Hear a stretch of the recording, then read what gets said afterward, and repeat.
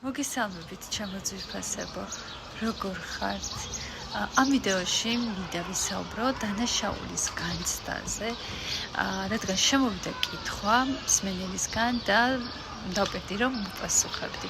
დანაშაულის განცდა ეს არის ზუსტად ის მდგომარეობა, რაც ადამიანს აზიანებს, თუმცა არის აქ ძალიან ფრთხილად გასარჩევი, ბეწვის ხედი, ასე ვთქვათ, ის რომ საერთოდ არ გაგაჩნდეს დანაშაულის შეგრძნება და განცდა, ამით როგორ ავნებ, რა თქმა უნდა, მისი ფესვები შეიძლება გამომდინარე იყოს ბავშვობიდან, ან ბავშვური ტრამვა და შესაძლებელია გადმოეცა საგვარეულო პროგრამით ადამიანს.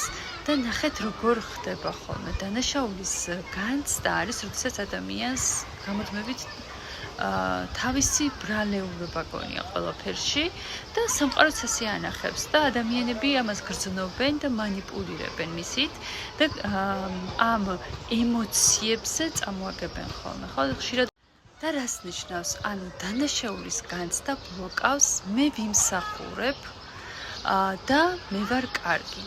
ანუ ეს პირდაპირ აპრიორია, რომ მე ვარ ცუდი ადამიანი, მე დამნაშავე ვარ, მე მტყუანი ვარ და ადამიანს სწორი გარჩევა, ანუ არ აქვს გადაწყვეტილების სწორედ მიღების, ასე ვთქვათ, შესაძლებლობა, იმიტომ რომ არასწორად ხედავს, არასწორი ხედვა უყალიბდება და ხშირად ხდება ხოლმე, რომ ტყუილად აბრალებენ.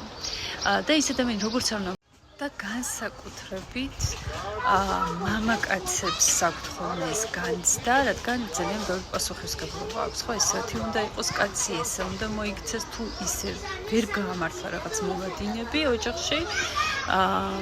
შემდეგ აი ეს დანაშაულის განცდას გადასცემენ ხოლმე და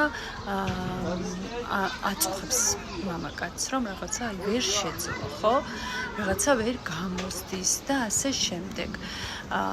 და აუცილებლად უნდა გავარჩიოთ ხოლმე, რომ სულ ისე არ დარჩეს ადამიანი, როდესაც აუცილებლად უნდა დააკვირდე ამ დროს შენს თავს, რა თქმა უნდა, აუცილებელია ფსიქოთერაპიული მუშაობა, კონსულტაცია, კურსები, ეს არის ძალიან ძლიერი და დამანგრეველი.